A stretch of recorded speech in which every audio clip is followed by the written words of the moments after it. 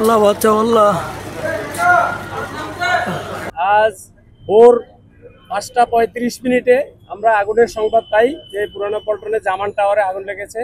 তো সংবাদ পাওয়ার সাথে সাথে আমাদের নিয়ারেস্ট ফায়ার স্টেশন সিদ্দিক বাজার, অর্থাৎ আমাদের অধিদপ্তরে যে ফায়ার স্টেশনটা, সেই সিদ্দিক বাজার ফায়ার স্টেশন মুভ করে এখানে আসার পর আগুনের ভয়াবহতা দেখে তারপর আরো সাহায্য চায়।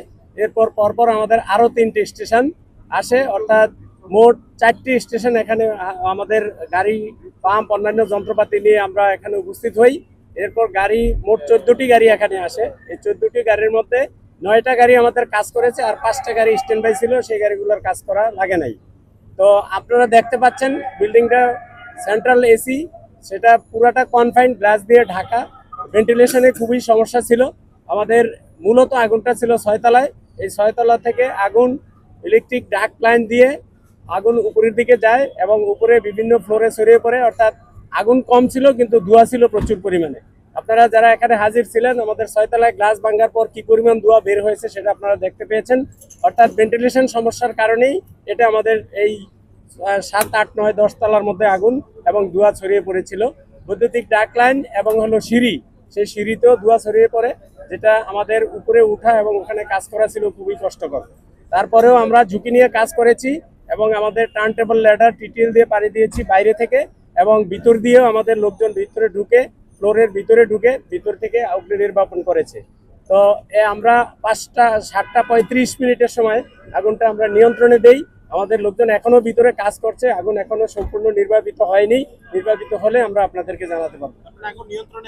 আগুন আমাদের নিয়ন্ত্রণে আছে। আমরা 7টা 35 মিনিটে আগুন নিয়ন্ত্রণে দিয়েছি। 6তলা যেটাতে আগুন মূলত, সেটা একটা রেস্টুরেন্ট, ঢাকা রেস্টুরেন্ট নামে একটা রেস্টুরেন্ট, সেখানেই মূলত আগুনটা ছিল। হতাহত আমরা এখনো খবর পাইনি।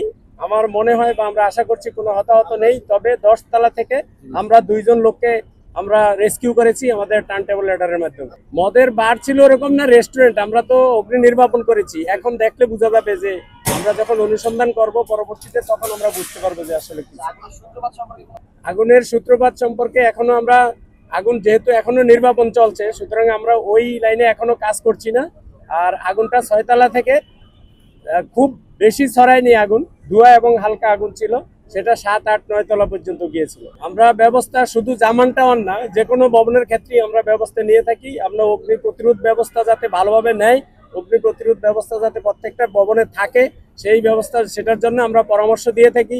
বিভিন্ন সময় ভিজিট করে থাকি, মোবাইল কোর্ট করে থাকি, আমরা আমাদের কাজ করে যাচ্ছি। আগুন যেহেতু, আগুন নিয়ে কাজ সবার, আগুন লাগতে পারে, বাট আগুনটা লাগলে যাতে আগুন ছড়াতে না পারে বা সাথে সাথে নিয়ন্ত্রণে আসে, সেই ব্যবস্থা যাতে রাখে প্রত্যেকটা বিল্ডিং ওনার, সেই জন্য আমরা পরামর্শ দিয়ে থাকি।